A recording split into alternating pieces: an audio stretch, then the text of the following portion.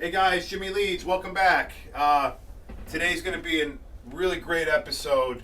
I'm going to be talking about competitive analysis. You heard me bring this up in the introductory videos.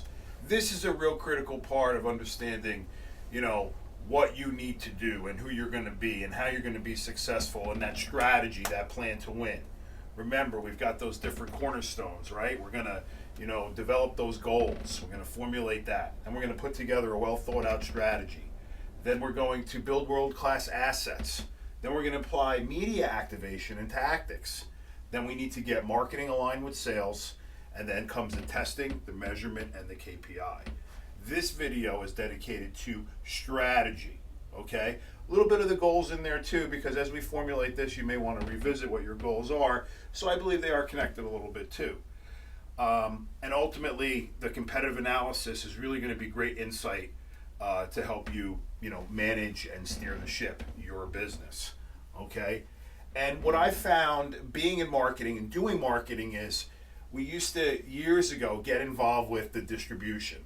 Start the marketing, starting the media activation, pushing the messages out, and then kind of backtrack and fill things in.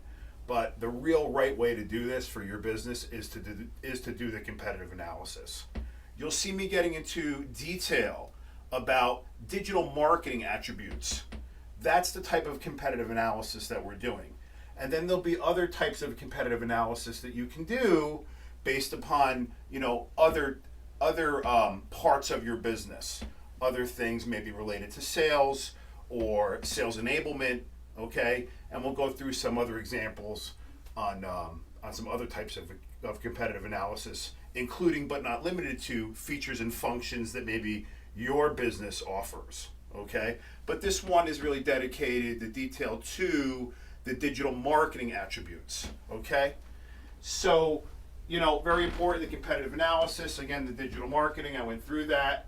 There's some other categories to analyze. We touched on that.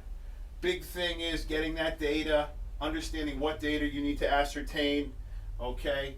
And then analyzing the results, being able to score the results, whether it's in a predictive scoring model or some kind of very simple weighted system.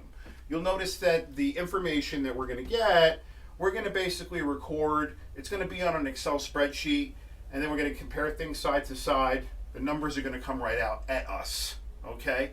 And the purpose of the competitive analysis is to really see the competitors in our space, okay? We know who they are. We think we know who the weaker competitors are, who the equal competitors are to us, and who are the stronger competitors, okay?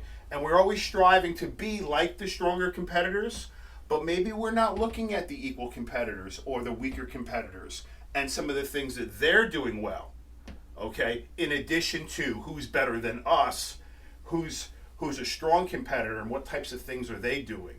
What types of things are we not doing, okay? It's going to help us steer the ship. It's the data. And it's really important to do this competitive analysis because as a professional marketer, when you're interfacing with clients or your own business or working with others, you want to base decisions based on numbers to the extent that you can, okay? Marketing offers, like I said, a lot of ways to test and measure things. You'll hear me talk about measurable, manageable pieces. Very important. We want to be able to test and measure. That's going to give us the confidence and our colleagues and clients the confidence that we're doing the right thing and we're going down the right path, okay? So really, that competitive analysis, it's really a strategy where you identify major competitors and research their products and sales and marketing strategies, some of the other examples, and by doing this, you can create a solid business strategy that can improve upon your business over your competitors. A competitive analysis helps you learn the ins and outs of how your competition works, okay? And some of the important attributes from a digital marketing perspective that I like to record, and I'm just going to go through some of them high level. This is not the end all be all, okay? But, the first one is going to be your Alexa rank. Okay, and that's where you rank amongst the whole world of Alexa rating, and you can look that up, alexa.com, and you can see where you are in the world of websites ranked. Okay, so that's the first attribute. Then we're talking about organic search keywords. That's the number of natural keywords indexed by Google for your website. Okay, we look at that number. And again, I'm going to be going through these things. I'm not going to tell you all the websites that I go to get this information, but I'm definitely here to help you if you want to shoot me an email to jim@megaleads.com, or you can leave a comment and then we'll answer those and we'll help you, direct you the right way as you go and you formulate this. So, that number of natural keywords indexed by Google, that's your organic search keywords. Your organic search traffic is going to be the number of page views to your website, okay? Referring domains is really important. Those are the websites from which the target website or web page has, and that's ultimately another website that's got a link to yours that somebody clicks on and then they get to your website.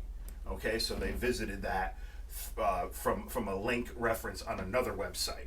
Okay, for example, if a web page has a backlink from the New York Times, then it has one referring domain. If it has a link from the New York Times and let's say Forbes, then it would have two referring domains.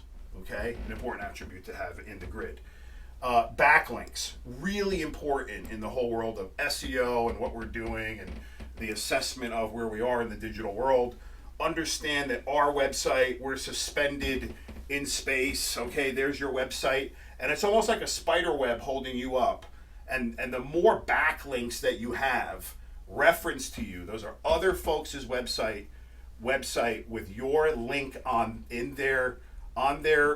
one of their web pages, okay, reference to you, that's going to suspend you up. The more you have in the relevant websites within your business space and other websites, it's going to suspend you up. The more you have, the stronger ones you have, we'll get more into in the SEO dialogue, but those are your backlinks, a really important attribute, and that's something that we're going to track as well. The traffic sources we want to track. We want to track your search traffic. That's going to be people searching for you naturally. So when they go in Google and type in one of your money keywords, your listing pops up organically. Okay, those are search. Those are search results. Then we have direct traffic. Those are people that go right into the URL and they type in, they go into the URL address of their browser and then they'll type in your company, abc.com, directly and come and visit you. Then we've got that referral traffic I spoke about, where you can isolate that. We're doing different percentages here in this part of the analysis. You've got your display ads. Those are ads that you see that follow you around, like the retargeting ads. There's ultimately a beacon on you and they're able to follow you around. Other display ads related to topics like called programmatic or RTB, real-time bidding, ultimately banners that you see. And these systems are trying to target you. We're going to make an assessment on that as well. Social activity, okay? Number of views to social, number of engagement, comments that were left, likes, and that type of thing. We're able to record some of the attributes that underlying social. You're going to look at the monthly visits. Those are the amount of page views overall. You want to look at the unique visitors to your website. That's going to be everybody from a unique, distinct perspective that's coming there. One person may search 5 times. That only counts as one because they're a unique visitor. That's going to be on our tracking grid. Okay. The average time that a user spends on your website, that's going to calculate. A lot of tools out there. You can see the average time, which is pretty cool. The average number of pages that one will come to your website when they visit. You're able to ascertain that information. The percentage of organic traffic versus the percentage of paid traffic. Okay. Again, guys, I'm going through these things because we're going to organize them all. And we're going to look at, equal competitors to us, weaker competitors, stronger competitors.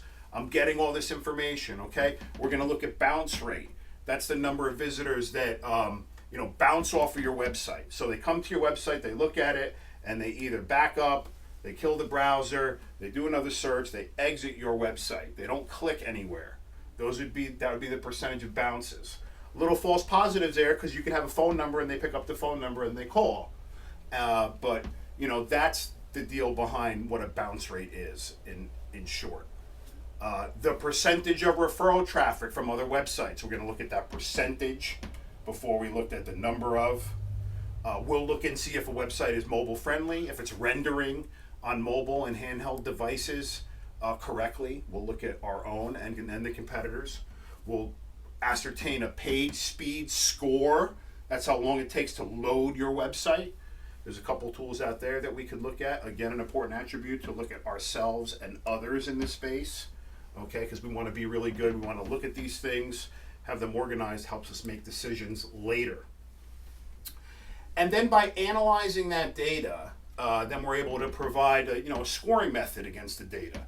I talked to you about a predictive scoring model, some kind of weighted scoring model that we're going to do. I'm just going to keep that simple in Excel. I'm going to show you the data that we're going to do in the next video. We're going to take a look at that from a screen perspective, and then you'll be able to look at that. We'll point out the outliers, and then we'll be able to formulate a scoring model that will help us to make decisions based upon the data and or look at the raw data to make decisions, okay?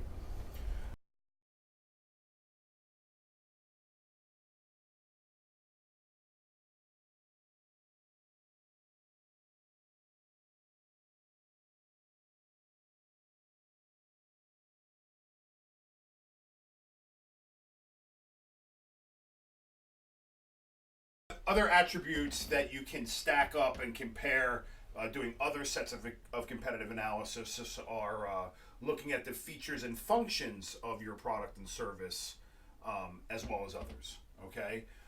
In the beginning, I talked about that sales enablement, right? Maybe looking at content, analyzing content, developing a scoring system around that. Social media analysis. We're actually going to do that, but you could actually expand it even more and do a whole set of analysis just on the social media and your competitors and yourself. And you could also do the mechanisms that folks are using for their inbound traffic. How are your competitors getting their inbound traffic? Okay, some of that's going to be part of the digital marketing analysis. And then maybe you can look at and analyze what are your competitors doing from an outbound perspective for distribution. Outside of the digital stuff, like maybe they have a call center, or maybe they're using a lead generation company. Again, it's all about leads and conversions, and how are you going to maximize that, right? How are you going to get the lead for the lowest cost possible and be able to sell a product for the highest point possible within your realm and be able to do that? So if they're buying leads and there's a source out there in a whole community that's generating leads for that particular business space that may be yours, you should probably look into that. And that could be a whole competitive analysis itself, okay?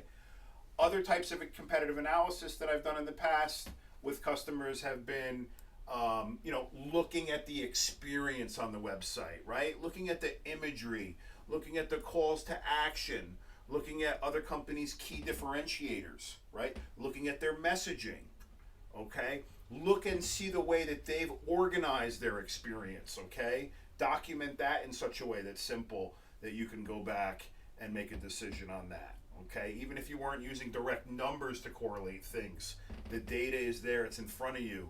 You're analyzing, you're collaborating, you're making a decision based upon information, not just upon what you think or what somebody said or what you're used to, okay? This is here to open up your mind a bit and look at the numbers and look at these categories and formulate well thought out goals and strategies and be able to apply the building blocks, okay? Also, I remember from going to grad school and learning about SWOT, okay? Strengths, weaknesses, opportunities, and threats. There's a whole way you can do analysis just based upon SWOT. You can do some research on Google on that, understanding, how to apply that. And I believe that you're going to run into a bunch of the stuff that I'm talking about now, with the digital and some of these other types of competitive analysis. But in any event, stay tuned for the next video. We're going to dive into some numbers. I'm going to have an Excel spreadsheet. We're going to be doing some screen navigation. We're going to highlight some of the outliers, and we're going to try to justify some of these numbers in an Excel format, both the numbers and the percentages, and it's going to help us to, get to the point where we want to be. All right. Make sure to leave a comment below. Remember, I'm Jimmy Leeds. This is my channel, but this is our experience. Take care and have a great day. Thank you very much.